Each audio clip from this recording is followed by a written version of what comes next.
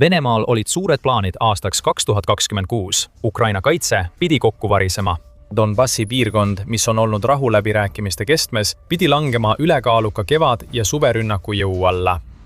Aga need plaanid on purunenud. See ei ole Venemaa, kes maad juurde võidab, vaid Ukraina. Ukraina on vabastanud tohutul hulgal territooriumi, saavutades nii laastava võidu, et Venemaa on häbisse jäänud. Sõda lõpetav taganemine on käimas, kuna Ukraina on murdnud läbi Vene kaitseliinidest ja tagasi vallutanud 600 ruutkilomeetrit territooriumi. Putini sissetung Ukrainasse on alati olnud häbiväärne. Kuid kui Vene sõdurid varjuvad ja nende kaitsevarustus laguneb, lisandub sellele veelgi rohkem häbi. Alustame pealkirja numbrist. 8. juunil kajastas Reuters Ukraina relvajõudude ülemjuhataja Oleksandr Sõrski kommentaare. Ta ütleb, et Ukraina sõjas on initsiatiiv 2026 aastal muutunud. Pärast 4 aastat venivat, kuigi väga aeglast Venemaa edasiliikumist, pöörab Ukraina olukorra enda kasuks. 2026 on seni olnud silmapaistev aasta. 6 kuu jooksul on Ukraina vabastanud Venemaa käest 600 ruutkilomeetrit territooriumi. Neid väiteid kinnitab Ukraina president Volodymyr Zelenski, kes jagab samu andmeid ning need näitavad, et 2026 aasta kampaania ei kulge nii, nagu Putin ootas. Sellel aastal pidi Donbassi piirkond lõpuks Venemaale minema. Nüüd on 2026. Aasta tunnuseks pilt sellest, kuidas Vene sõdurid varjuvad, surevad või põgenevad aladelt, mida Ukraina tagasi võtab. See on Venemaa jaoks häbiväärne, aga sellest räägime hiljem. Esiteks, 600 ruutkilomeetri suurune näitaja polnud ainus number, mida Sõrski ja Ukraina sõjavägi jagasid. Mai on olnud Ukraina jaoks erakordne kuu ja Venemaa jaoks täielik läbikukkumine. Sõrski sõnul oli mais vabastatud ja kaotatud territooriumi suhe umbes 100 ruutkilomeetrit Ukraina kasuks. See tähendab, et Ukraina vabastas mais rohkem territooriumi, kui Venemaa suutis vallutada. See juhtus kevadpealetungi lõpus, mis pidi looma eeldused Donbassi kokkuvarisemiseks suvel. Vaatamata pidevale vaenlase survele hoiavad Ukraina relvajõud endiselt rindejoont, hävitavad okupatsioonivägesid ning viivad läbi tõhusaid lööke vaenlase operatiiv- ja strateegilises tagalas. Need on meie sõjaväetegevuse peamised tulemused mais, mida me vaatasime üle oma igakuisel kokkuvõtlikul koosolekul, teatas Sõrski, ning see märkus löökides tagalas annab meile vihje, kuidas Ukraina seda kõike saavutab. Selle numbri puhul on mõned täpsustused. Kuigi Sõrski tõi kiiresti välja 100 ruutkilomeetri suuruse näitaja, oli ta tagasihoidlikum, kui jutt käis sellest, kus Ukraina edusamme teeb.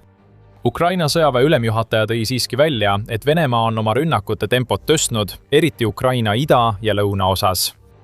Võitlus käib pidevalt nii Pokrovski, Poljopoli kui ka Aleksandrivka rindel, nii et pole nii, et Venemaa ei üritaks. Lihtsalt Putini väed ebaõnnestuvad pidevalt. Ukrainal on strateegia lammutada Vene kaitset igal võimalusel kogu 1200 kilomeetrisel rindel ja see töötab. Kuigi Sõrski seda otse välja ei öelnud, võime eeldada, et paljud Ukraina edusammud tulevad riigi lõuna- ja kaguosast. 2026 aasta alguses alustas Ukraina vastupealetungide seeriat Aleksandrivka suunal, mis toimib omamoodi sõlmpunktina Donetski, Zaporižja ja Dnipropetrovski oblastite vahel. Need vasturünnakud olid võimaldanud Ukrainal märtsi alguseks tagasi vallutada umbes 400 ruutkilomeetrit oma territooriumist.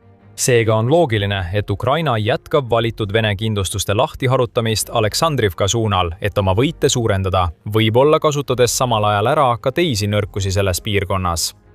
Nii et siin näeme 2 asja korraga. Venemaa üritab, kuid ei suuda saavutada olulisi edusamme idas ja lõunas, hoolimata sellest, et ründab rindel suurema tempoga. Ukraina läheneb asjale teisiti. See tekitab Vene ridadesse nõrkusi ja need keskmaa rünnakud, millest rääkisime, mängivad selles suurt rolli. Kui nõrkus on leitud, viiakse läbi ülikiired ja täpsed vasturünnakud, et Vene vägesid tagasi tõrjuda. See on intelligentne pingete vähendamine ja see sunnib Putini vägesid häbiga taanduma. Venemaa ebaõnnestuvate vägede olukorra veelgi halvendamiseks on mai juba teine järjestikune kuu, mil Venemaa on Ukrainas territooriumid kaotanud. Seda kinnitab Sõjauuringute Instituut ehk ISW, mis ütleb, et kui vaadata territooriumi muutusi ja jätta kõrvale Venemaa infiltreerumiskatsed Ukraina hallidesse tsoonidesse, siis kujunes aprillis Venemaa jaoks üsna nukker pilt.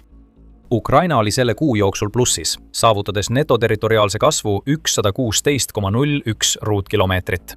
Ainus asi, mille üle Venemaa võis uhkust tunda, oli väikeste üksuste hiilimine hallidesse tsoonidesse, kus sageli oli vaid 1 või 2 sõdurit, kes seal ootasid ja lootsid, et Ukraina droonid neid ei avasta. See ei ole kontroll, see on argus, mis maskeerub okupatsiooniks. Tuleme tagasi mai juurde. Fakt, et Ukraina on umbes 100 ruutkilomeetrit tagasi saanud, ei ole ainus näitaja, mis paneb Venemaa kollektiivselt häbi tundma. Ükskõik kuhu sa ka ei vaataks, numbrid ei küündi kaugeltki selleni, millist Donbassi hävitamiskampaaniat Putin silmas pidas. New York Post teatab, et Ukraina tabas mais hämmastavad 88 000 Vene sihtmärki, andes riigile rünnakutempo 2838 rünnakut päevas okupeeritud aladel ja Venemaal endal. Nende rünnakute tulemusena kõrvaldati üle 30 000 Vene sõduri. Lisaks põhjustasid rünnakud Venemaa vastu, mis hõlmasid veelgi rohkem lööke riigi energiataristule ning Ukraina droonide külaskäike Moskvasse, Venemaa sõjatööstuskompleksile $1 miljardi ulatuses kahju. Veel numbreid toob United24 meedia, mis teatab, et Ukraina kaugmaa ründerelvad tabasid Venemaal 111 sihtmärki riigi energia, kütuse ja sõjatööstussektorites. Ukraina halvab Venemaa sõjamasinat seestpoolt. Ja Sõrski ütleb, et see toimub seetõttu, et Ukrainal on nüüd ühtne plaan, mis muudab riigi kaugmaa rünnakut tõhusamaks kui kunagi varem. Isegi Ukraina merevägi lõi kaasa.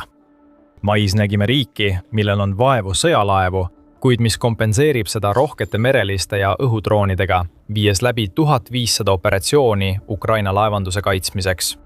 Tulemuseks oli see, et 633 Ukraina alust jõudsid edukalt Donau jõe ja Suure Odessa sadamatesse, mis tähendab, et Venemaa ei suutnud Ukraina kaubalaevandust isegi kriimustada. Mis puudutab Venemaad, siis neil polnud mais eriti millegi üle uhkustada, mis peegeldab kogu 2026 aastat Putini käsilaste jaoks siiani. Hoolimata rünnakutempo tõusust on Venemaa edasiliikumine sisuliselt peatunud. Kõik edusammud, mida Vene armee ühes rindelõigus saavutab, tasakaalustatakse mujal, mis annab initsiatiivi Ukrainale. 29. mail teatas Al Jazeera, et Venemaa territoriaalsed kaotused 2026 aastal on seni olnud 3 korda suuremad kui 2025 aastal ning riigi kaotuste arv on juba sel aastal ulatunud 145 000-ni. Nendest kaotustest oli 86 000 surmajuhtumit ja 59 000 vigastust, mis tähendab, et Venemaa ei kaota mitte ainult territooriumi, vaid kaotab inimesi jäädavalt. Sõjakäik on pöördunud Ukraina kasuks. Ja Zelenski ise on kirjeldanud, milline olukord praegu on. Ei saa öelda, et Venemaa kaotab seda sõda, kuid võib öelda, et ta kaotab initsiatiivi iga päevaga, ütles Ukraina president 9. juuni intervjuus. Tõlkes tähendab see, et Venemaa suur pealetung on vaibunud ja muutunud sisuliselt millekski tühiseks. Ukraina omab eeliseid ja on rindel ülekaalus. Ja kuigi see muutus ei tähenda, et Ukraina hakkab kohe Venemaad oma territooriumilt välja tõrjuma, võib sellel olla potentsiaal sõda lõpetada, sest see tähendab, et Putini loodud narratiiv on kokku varisenud. Venemaa president tahab, et maailm arvaks, et Ukraina on kerge saak. Ukraina on 2026 aasta jooksul tõestanud, et Putin eksib ja see on suur häbiplekk, mis on mõeldud Venemaad sundima sõjast häbiväärselt taanduma. Räägime korraks häbist. Putin tundub olevat mees, kellel seda üldse pole. Ta on rõõmuga andnud oma sõjaväele käsu sooritada Ukrainas sõjakuritegusid, kõik selle nimel, et jääda ajalukku kui üks suurtest Vene juhtidest. Sellele osutamisest ei piisa, et Putinit häbistada, kuid see, mis paneb Venemaa juhi pea norgu laskma, on see, kui teda paljastatakse nii saamatu sõjalise taktikuna, et sellest, mis pidi olema kõikvõimsa Vene armee kiire ja lihtne võit, on saanud mitte ainult kurnav vindumine, vaid sõda, mida Venemaa hakkab kaotama. 2026 pidi olema Ukraina lõpp, kuid sellest on saanud aasta, mil Vene müüt paljastati. See on see, mis paneb Putini näo punetama. Aga enne kui me sellesse sügavamalt sukeldume, tuletame meelde, et te vaatate saadet Sõjasaade. Selliseid videoid on veel palju tulemas, nii et kindlasti tellige meie kanal, et ei jääks ilma ühestki meie igapäevasest videost. Et mõista, kuidas Ukraina on lõpuks pannud Putini oma sõja pärast häbi tundma, peame me mõistma Putinit. Venemaa juht on mees, kes hindab võimu üle kõige. Ta teeb suurejoonelisi avaldusi ja ootab, et need saaksid tegelikkuseks. Me näeme seda praegu Donbassis. Putin uskus, et Vene sõjavägi vallutab kogu Donbassi 2026 aasta sügiseks, mis tähendaks suuri edusamme Ukraina idas ja Donetski kindluste vööndi halvamist. Putin oli selles väites nii kindel, et üritas seda kasutada hoovana rahuläbirääkimistel, öeldes Ukrainale, et see peaks Donbassi loovutama enne, kui märatsevad Vene väed Ukraina kaitse purustavad. Tegelikus kohapeal räägib hoopis teistsugust lugu ja see teeb Putini piinlikuks. Vene väed ei märatse, vaid põgenevad ja peidavad end.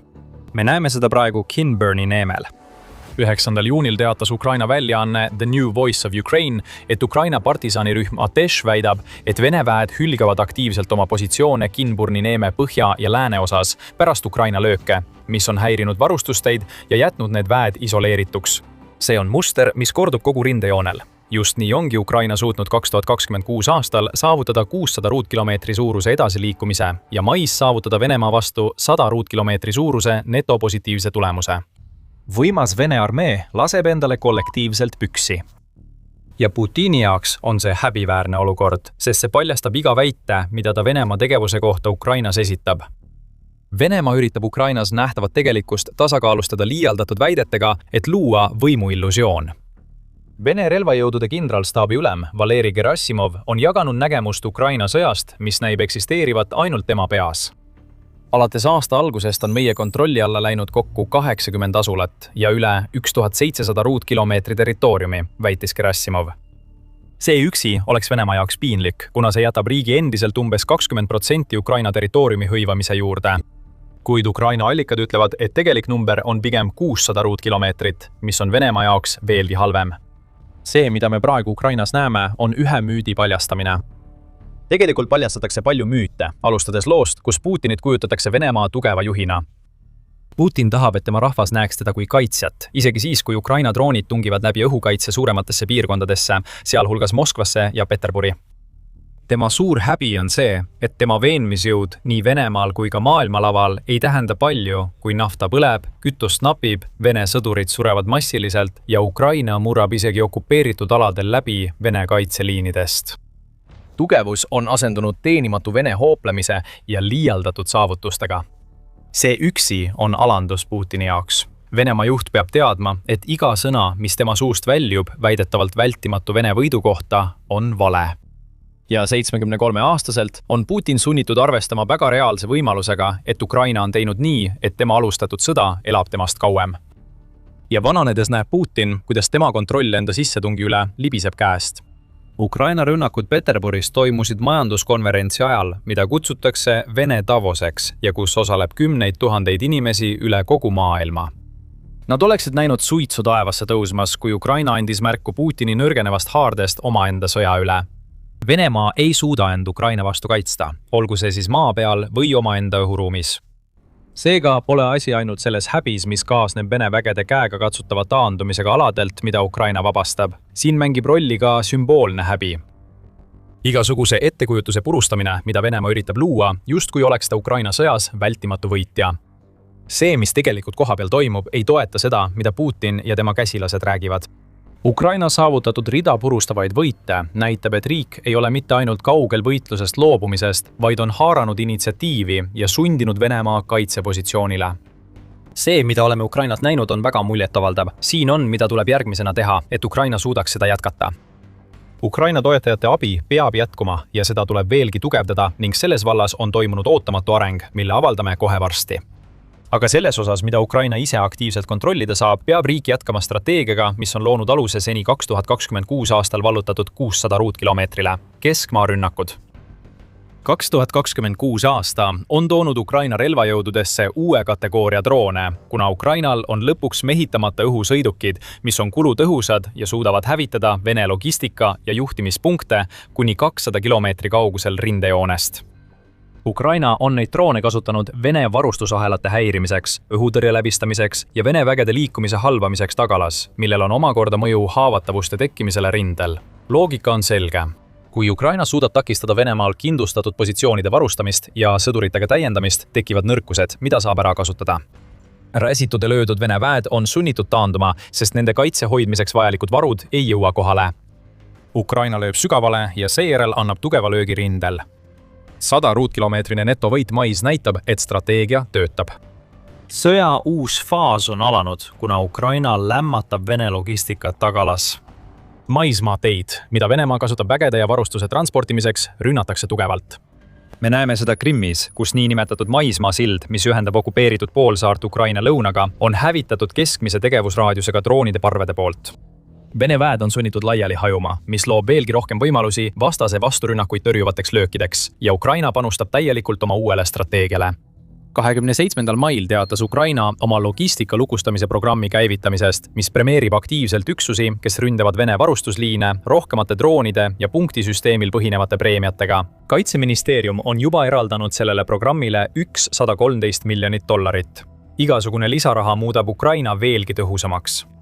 Ja see toob meid teise asja juurde, mis peab juhtuma, et Ukraina suudaks 2026 aastal seni saavutatud säilitada.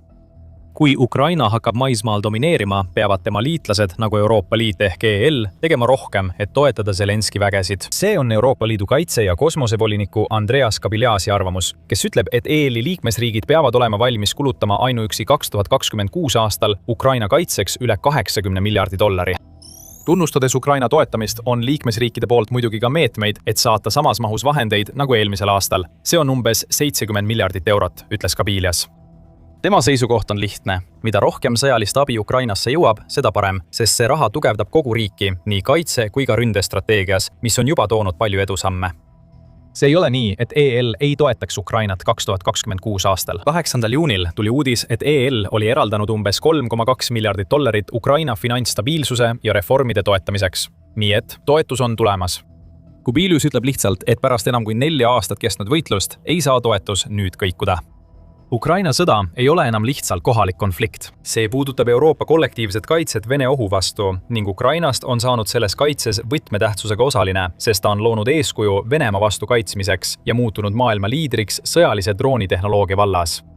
Seega on EL-i jätkuv toetus ülioluline, et Ukraina suudaks survet hoida ja panna Putinit veelgi enam häbisse. Aga hetk tagasi rääkisime teile, et Ukraina sõjas on toimunud ootamatu areng. Juunikuu alguses astus USA kongress väikese sammu, et premeerida Ukraina 2026 aasta jooksul näidatud hiilgavat tegutsemist täiendavate relvade ja toetusega. Ukraina toetuse seadus võeti esindajatekojas vastu häältega 226 poolt ja 195 vastu.